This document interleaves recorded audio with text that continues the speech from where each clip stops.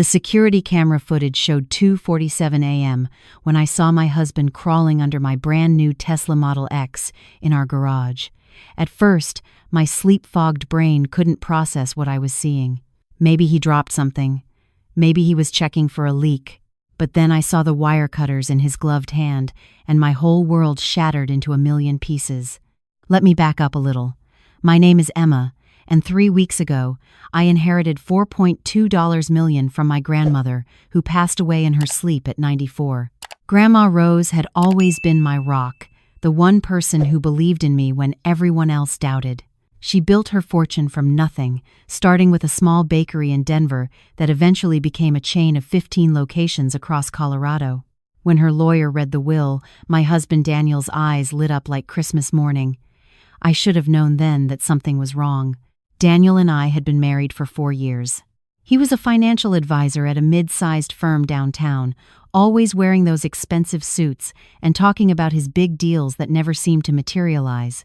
Looking back, I realized he had been slowly isolating me from my friends, convincing me to quit my nursing job to focus on starting a family, and making me financially dependent on him, classic manipulation tactics that I was too in love to recognize. But that night, as I watched the live feed from our garage security camera on my phone, everything became crystal clear. I had installed that camera system 6 months ago when packages kept getting stolen from our porch. Little did I know it would save my life. I watched in horror as Daniel positioned himself under my car, his flashlight clenched between his teeth.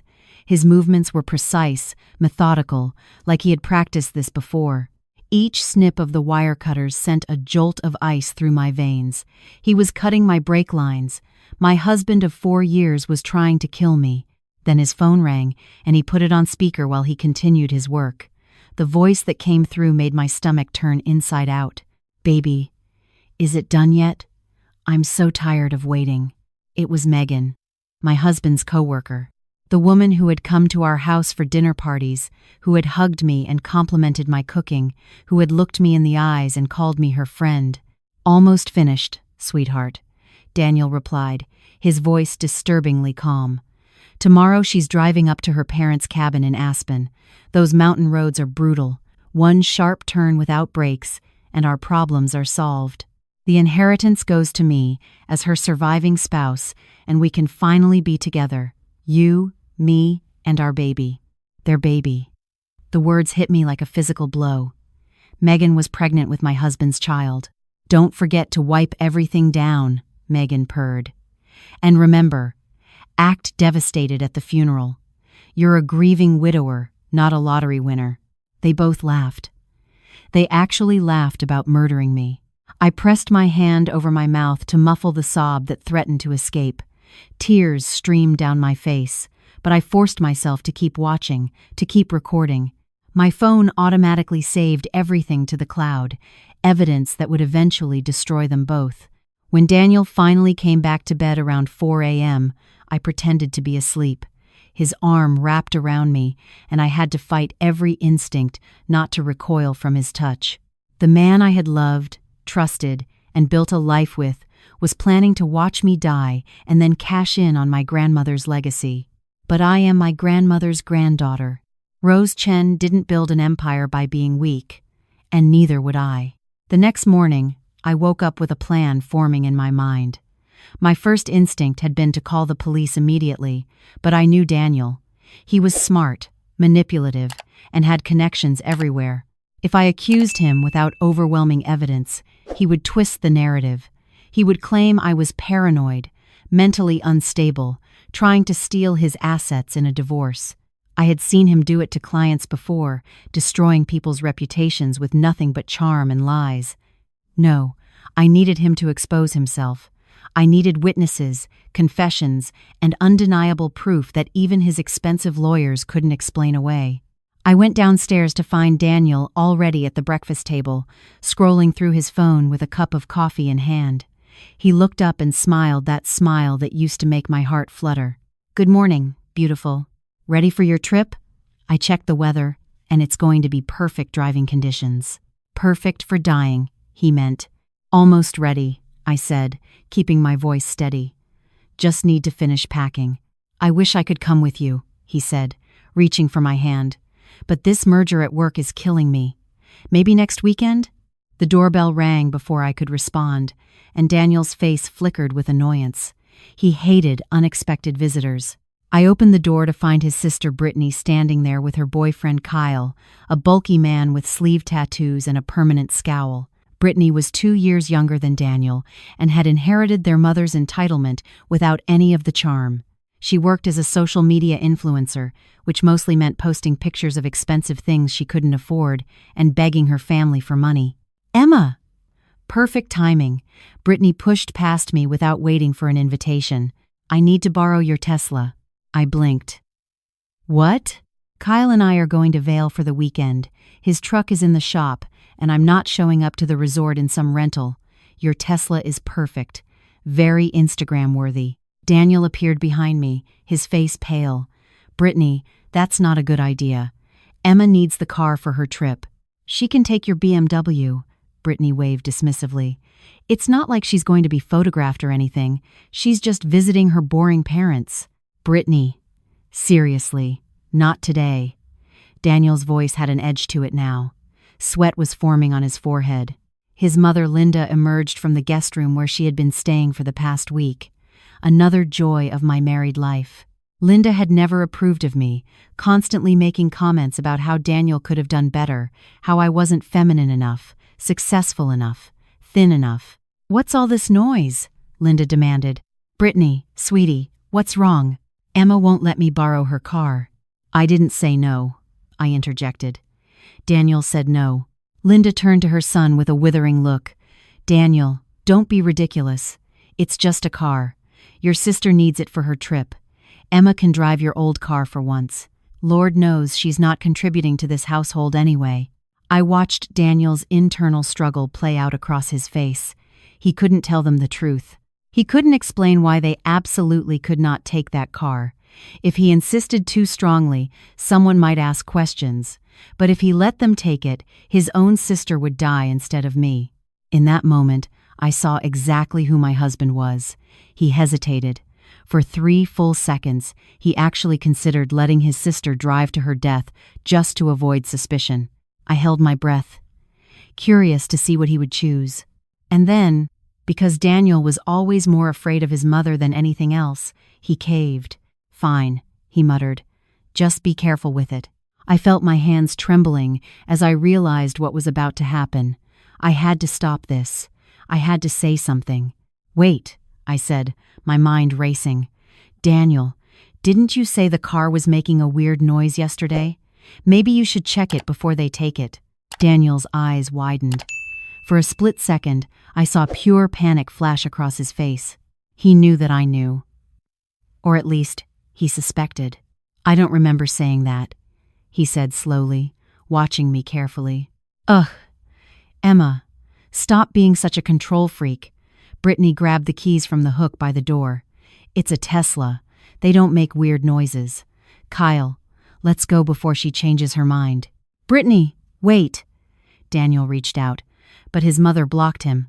"Leave your sister alone. You always take Emma's side over your own family." I watched Brittany and Kyle walk out to the garage, my heart pounding. I had tried. I had given Daniel one last chance to stop this, to prove there was a shred of humanity left in him. He didn't take it.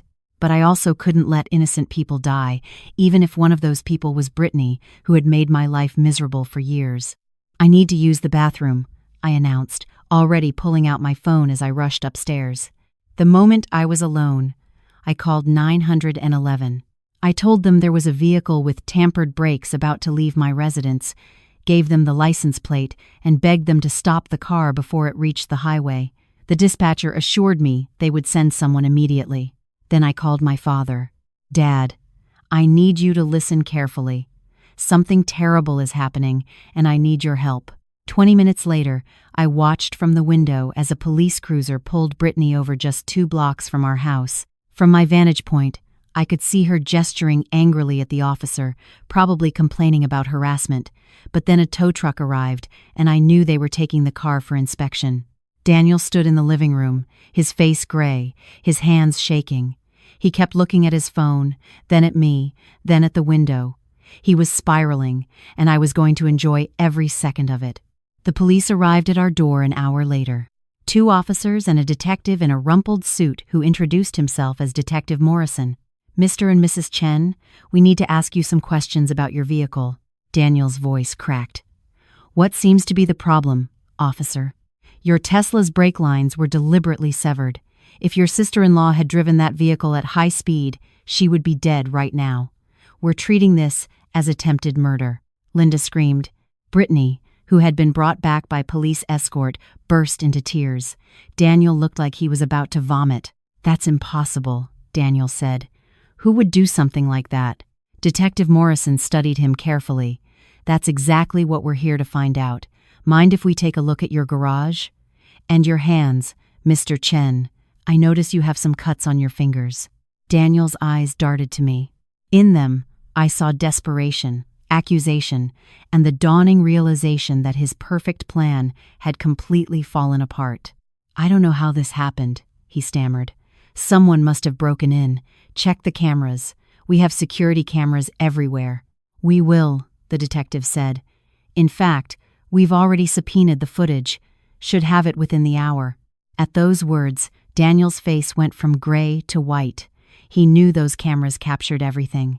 He knew his face, his tools, his phone call with Megan were all recorded in perfect HD clarity. "I want a lawyer," he said weakly.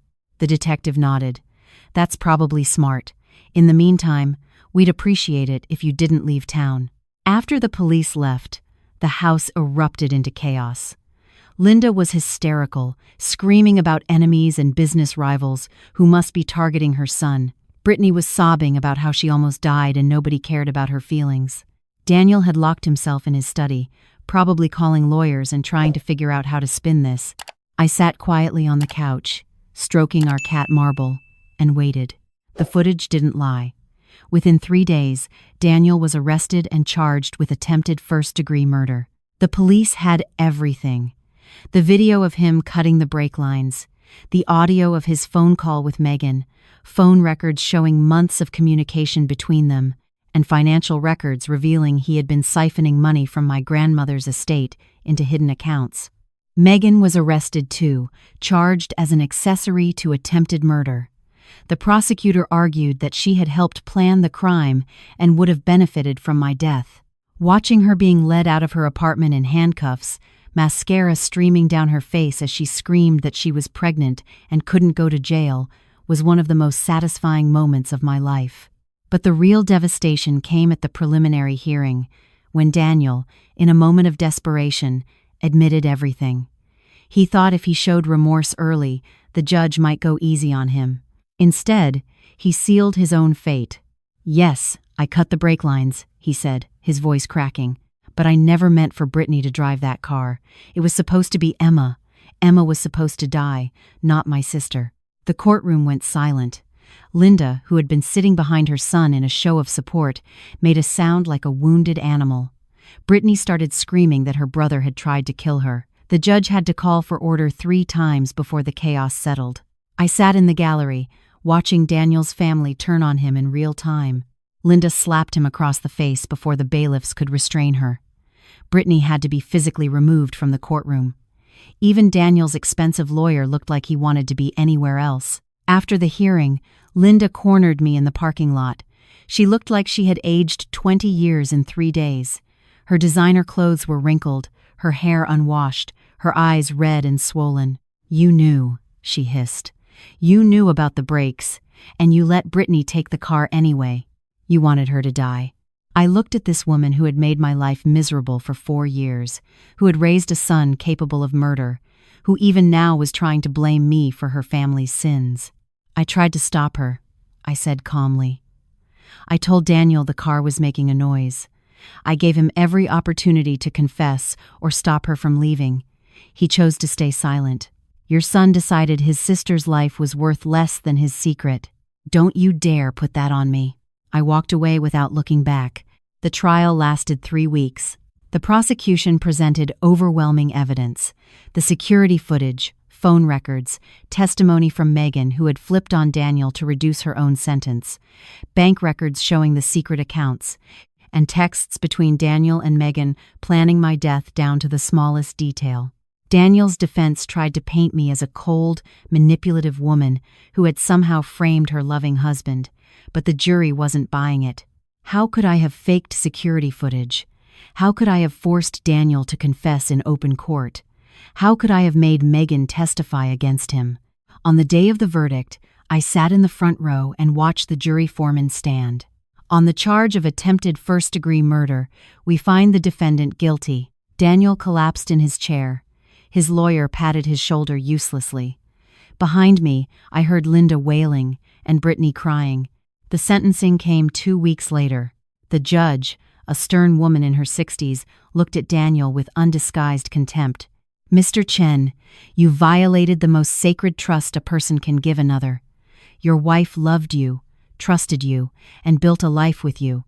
In return, you plotted to murder her for money. You involved your mistress in your scheme. And when your plan went sideways, you were willing to let your own sister die rather than face the consequences of your actions. The court sentences you to 25 years in state prison, with no possibility of parole for 15 years. 25 years. A quarter of a century. Daniel would be nearly 60 when he got out, his best years wasted behind bars. And Megan got 8 years for her role in the conspiracy. I filed for divorce the next day. With Daniel's conviction, the proceedings were straightforward. The court awarded me full ownership of all marital assets, and more importantly, I retained complete control of my grandmother's inheritance. Not a single penny would go to the man who tried to kill me. Linda had a stroke a month after the trial. The doctors said it was brought on by extreme stress. She survived but lost the ability to speak clearly. She now lives in a nursing home, staring at the wall and mumbling about how none of this was her son's fault. Brittany visits sometimes, but the relationship between them has never recovered. After all, her mother raised the man who almost murdered her. Brittany and I had one final conversation about 3 months after everything ended. She showed up at my new apartment, alone and looking more humble than I had ever seen her. "I never thanked you," she said quietly, "for calling the police, for saving my life." "You're welcome," I said. "I was awful to you. I know that. I treated you like garbage because my mom told me you weren't good enough for Daniel." I believed her. She laughed bitterly. Turns out Daniel wasn't good enough for anyone. We didn't become friends. Too much had happened for that. But when she left, she hugged me, and I think we both found some closure. The hardest part wasn't the trial or the divorce. It was learning to trust again. For months, I jumped at shadows, second-guessed every kind word, and slept with one eye open. I went to therapy twice a week, working through the trauma of being betrayed by the person who was supposed to love me most. But slowly, I started to heal. I sold the house where I had nearly been murdered and bought a cozy townhouse closer to my parents. I went back to nursing, finding purpose in helping others. I adopted 2 rescue dogs who quickly became my most loyal companions. I reconnected with friends I had lost during my marriage and made new ones who reminded me that good people still existed. 1 year after Daniel's conviction, I got a letter from the prison. His handwriting was shaky, the paper stained with what looked like tears. "Emma, I know I don't deserve your forgiveness, but I need you to know that I'm sorry. Not a day goes by that I don't think about what I did. I was blinded by greed, by Megan, by my own selfishness.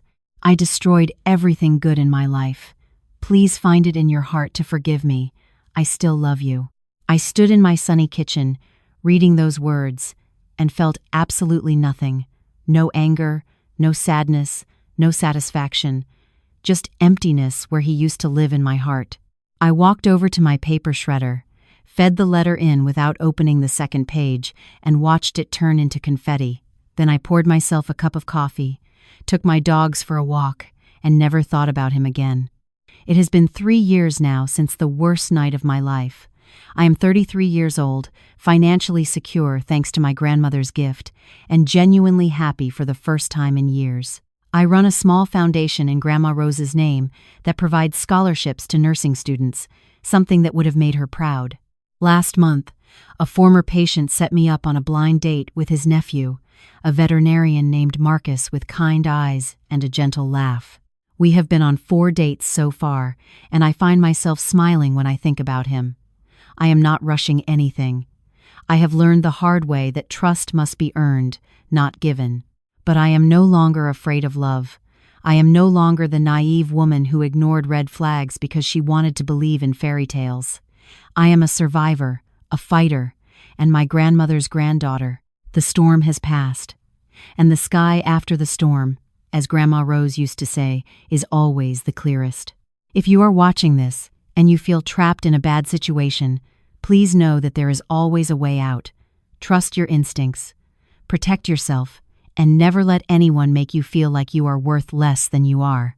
You deserve love that doesn't hurt, loyalty that doesn't waver, and a partner who would never dream of harming you. My name is Emma, and this is my story. Thank you for listening.